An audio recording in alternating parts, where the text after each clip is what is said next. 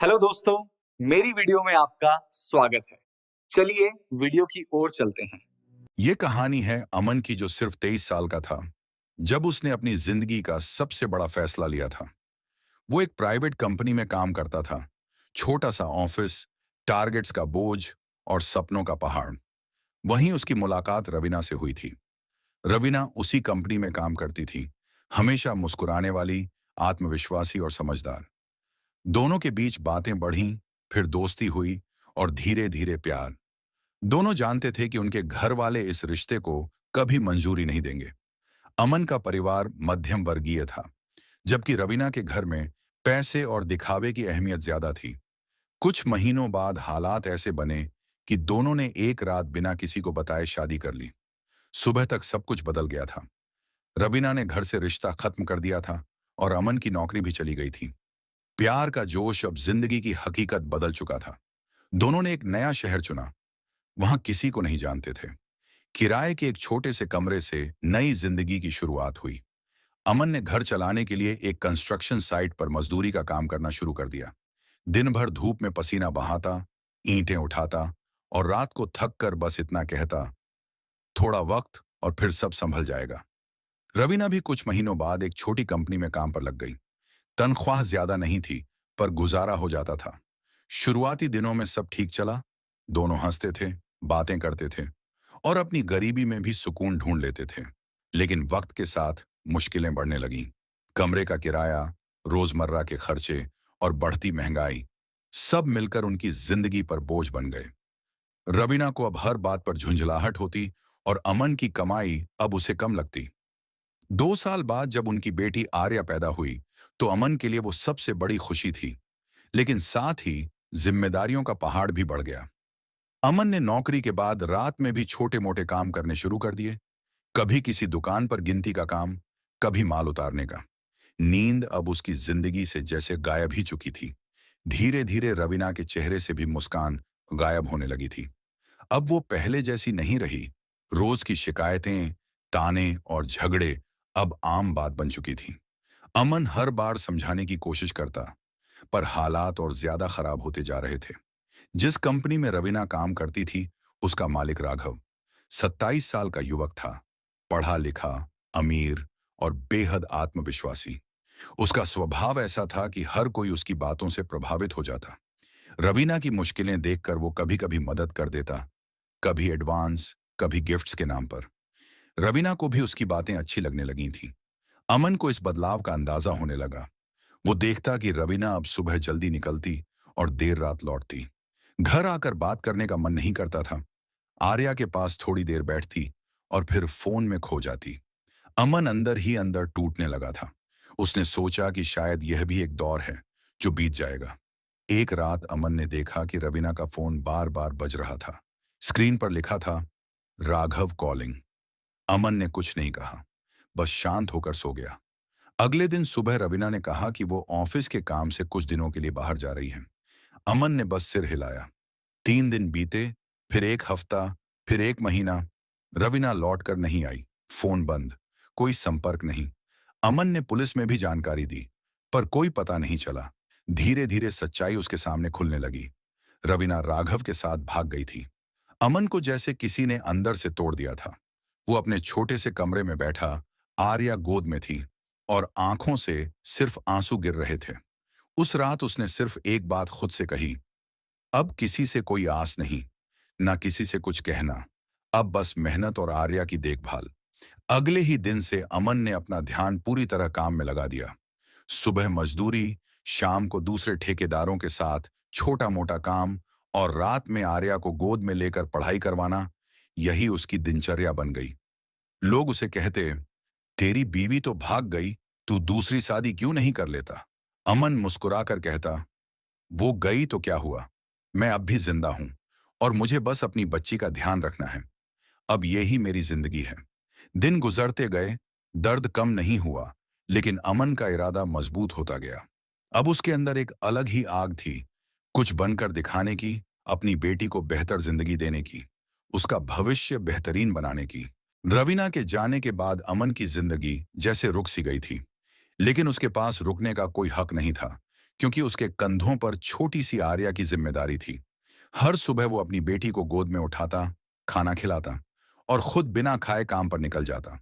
जिंदगी अब उसके लिए सिर्फ एक जंग बन चुकी थी, पेट भरने की, भविष्य बनाने की और खुद को साबित करने की। कंस्ट्रक्शन साइट पर अमन सबसे मेहनती मजदूर माना जाने लगा। जहां बाकी लोग वक्त पर काम खत्म करके घर चले जाते, अमन वहीं रुक जाता। रात को रोशनी में ईंटें गिनता, सीमेंट के बोरे उठाता और ठेकेदार से कहता, सर बस थोड़ा और काम दे दो। उसका एक ही मकसद था, आर्या के लिए कुछ बेहतर करना। दिन हफ्तों में बदले और हफ्ते महीनों में। जिंदगी ने उसे बहुत परखा, पर वो नहीं टूटा। आर्या अब 5 साल की हो गई थी। स्कूल भेजना उसके लिए एक सपना था। कई बार पैसे कम पड़ जाते तो वो खुद भूखा रहकर बेटी की फीस भर देता। हर बार जब आर्या स्कूल से आकर कहती, पापा मैं फर्स्ट आई हूं, तो उसकी सारी थकान मिट जाती। एक दिन साइट पर एक हादसा हुआ। ऊंचाई से गिरने की वजह से अमन के पैर में गंभीर चोट लग गई। डॉक्टर ने कहा, कम से कम 3 महीने तक आराम करना पड़ेगा। 3 महीने का मतलब था 3 महीने बिना कमाई के। घर का किराया, बेटी का खर्च, सब खतरे में था। वो अपने छोटे से कमरे में लेटा हुआ सोच रहा था कि अब क्या करेगा। बाहर बारिश हो रही थी, दीवारों से पानी टपक रहा था और उसके पास खाने तक के पैसे नहीं थे। लेकिन उसी वक्त उसके मन में एक विचार आया, अगर मैं किसी और के लिए काम कर सकता हूं, तो अपने लिए क्यों नहीं। जैसे ही उसका पैर थोड़ा ठीक हुआ, उसने ठेकेदारों से बात करनी शुरू की। उसे कंस्ट्रक्शन का हर छोटा बड़ा काम आता था, ईंट से लेकर छत तक। उसने तय किया कि अब खुद ठेका लेगा। शुरुआत छोटी थी, एक घर बनाने का काम। उसने अपने पुराने साथियों को साथ लिया, जिन पर उसे भरोसा था। उन्होंने मिलकर वो घर समय पर और ईमानदारी से पूरा किया। काम की गुणवत्ता देखकर ग्राहक ने उसे अगला कॉन्ट्रैक्ट दे दिया। धीरे धीरे नाम बनने लगा। अमन ने अपनी छोटी टीम को आर्या कंस्ट्रक्शन का नाम दिया, अपनी बेटी के नाम पर। दूसरे ठेकेदार हंसते थे, कहते थे, तेरी कंपनी क्या कर लेगी। अमन मुस्कुराकर कहता, कभी ना कभी मेरा नाम सबसे ऊपर होगा। किस्मत ने उसका साथ दिया। एक बड़े ठेकेदार ने उसकी लगन देखकर उसे मौका दिया। सरकारी प्रोजेक्ट का छोटा सा हिस्सा।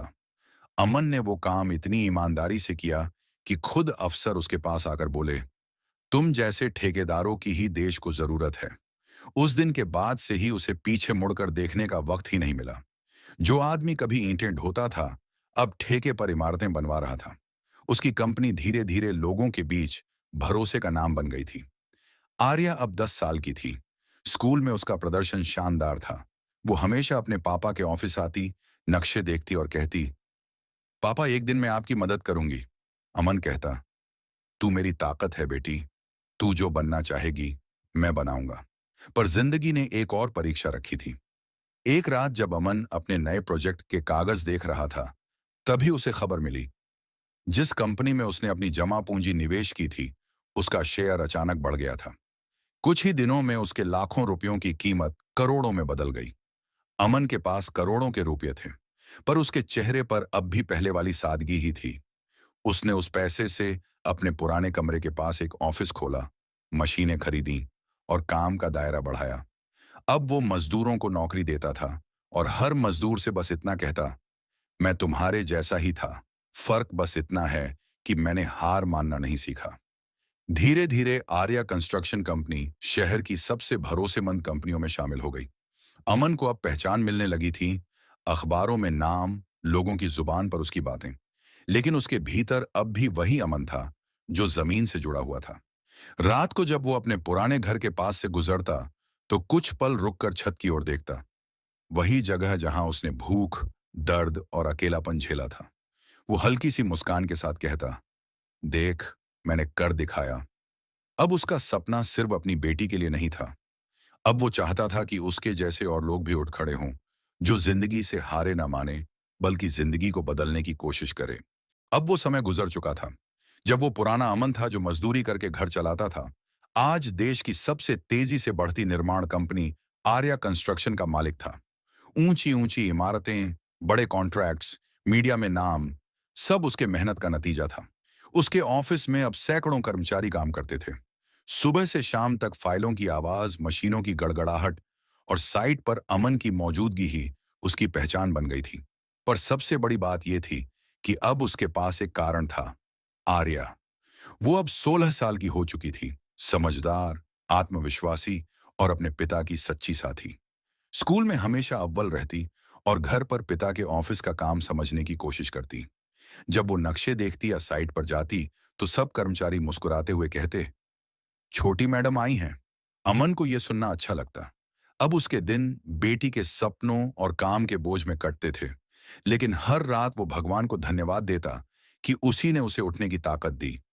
एक दिन मीडिया ने अमन पर डॉक्यूमेंट्री बनाई, ईंट से एम्पायर तक। उसमें अमन ने कहा, अगर किसी ने तुम्हें छोड़ दिया तो इसे अपनी हार मत समझो। कभी कभी वही घटना तुम्हें खुद से मिलवाने आती है। लोगों ने उसकी बातें सुनी और उसकी कहानी लाखों दिलों तक पहुंच गई। पर वक्त कभी एक जैसा नहीं रहता। एक दोपहर अमन के ऑफिस में उसका सहायक आया और बोला, सर, कोई आपसे मिलना चाहता है। कह रहा है कि पुरानी जान पहचान है।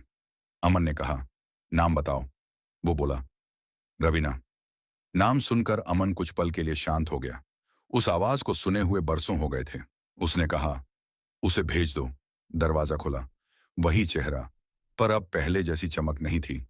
आंखों के नीचे थकान, चेहरा मुरझाया हुआ।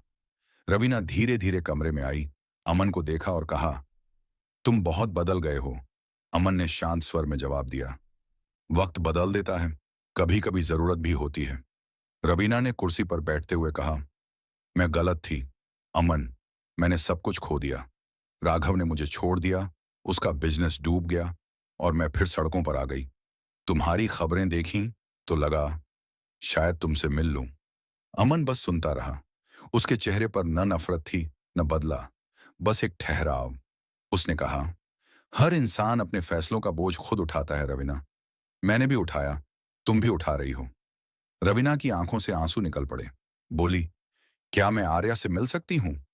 अमन कुछ देर चुप रहा, फिर कहा, वो तुम्हें नहीं जानती। मैं नहीं चाहता कि वो अपने अतीत की उलझनों में फंसे। रवीना ने सिर झुका लिया। तुम सही कह रहे हो, शायद मेरा हक ही नहीं रहा अब।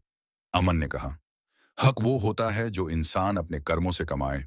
मैंने कुछ गलत नहीं किया, इसलिए मेरी जिंदगी ने मुझे लौटाया। तुमने अपने रास्ता चुना था, पर वो मंजिल नहीं थी।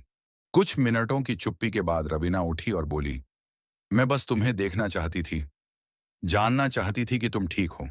अमन ने कहा, मैं ठीक नहीं, बल्कि पहले से ज्यादा ठीक हूं। रवीना चली गई, शायद हमेशा के लिए। अमन खिड़की से बाहर देखता रहा और सोचा, कभी जिसने मुझे छोड़ा था, आज वो मेरे सामने टूटी हुई खड़ी थी। शाम को आर्या स्कूल से लौटी।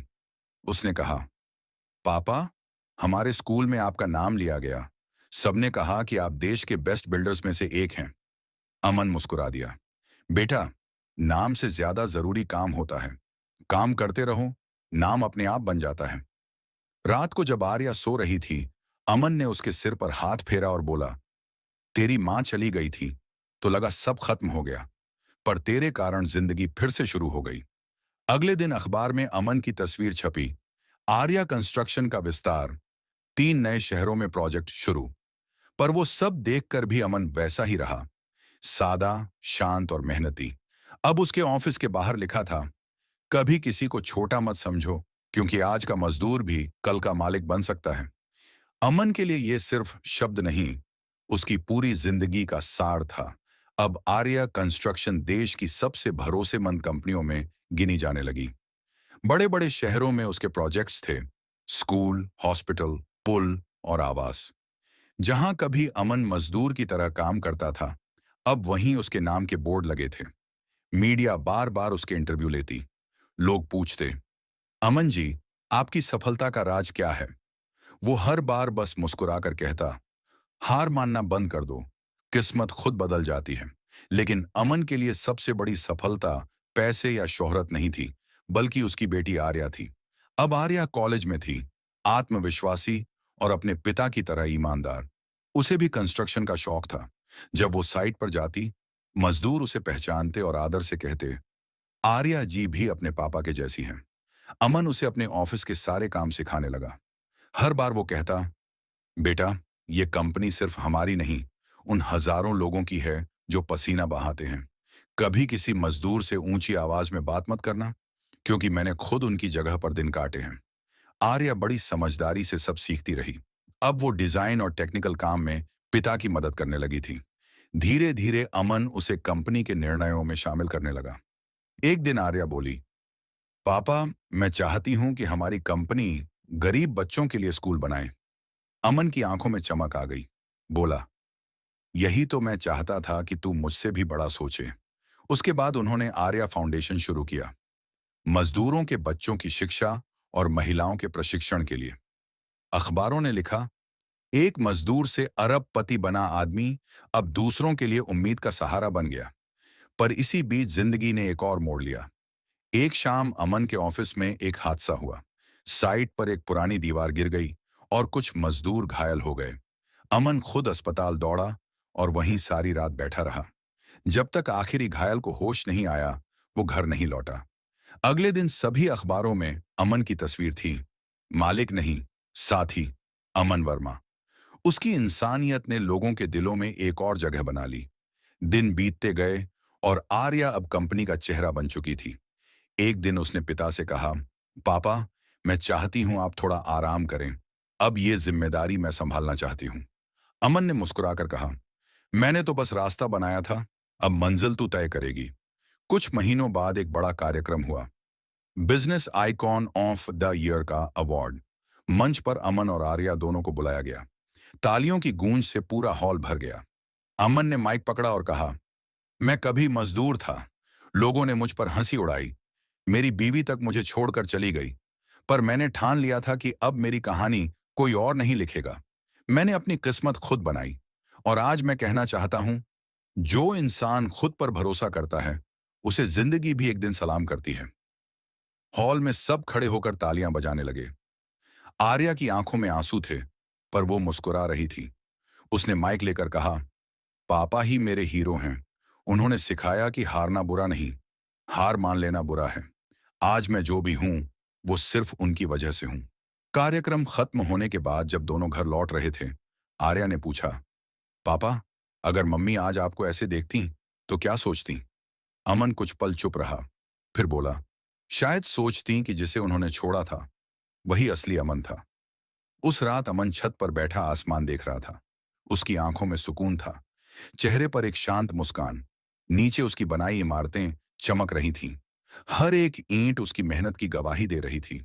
आर्या उसके पास आई और बोली, पापा, चलिए, अब सो जाइए। अमन मुस्कुराया, बेटा, अब सुकून है। अब लगता है जिंदगी में जो चाहिए था वो मिल गया है। आर्या ने धीरे से उसके कंधे पर सिर रख दिया। चांद की रोशनी में पिता और बेटी खामोश बैठे थे। एक ने दुनिया को जीत लिया था और दूसरी उसके नाम को आगे बढ़ाने के लिए तैयार थी। अब वो मजदूर नहीं, मालिक था। कहानी यहीं समाप्त होती है। अगर अमन की यह कहानी आपको प्रेरणा देती है, तो इसे शेयर करें और कमेंट में बताइए, क्या आपको भी लगता है कि मेहनत इंसान की तकदीर लिख सकती है? आशा करता हूं आपको मेरी वीडियो पसंद आई होगी। तो वीडियो को लाइक और चैनल को सब्सक्राइब जरूर करें।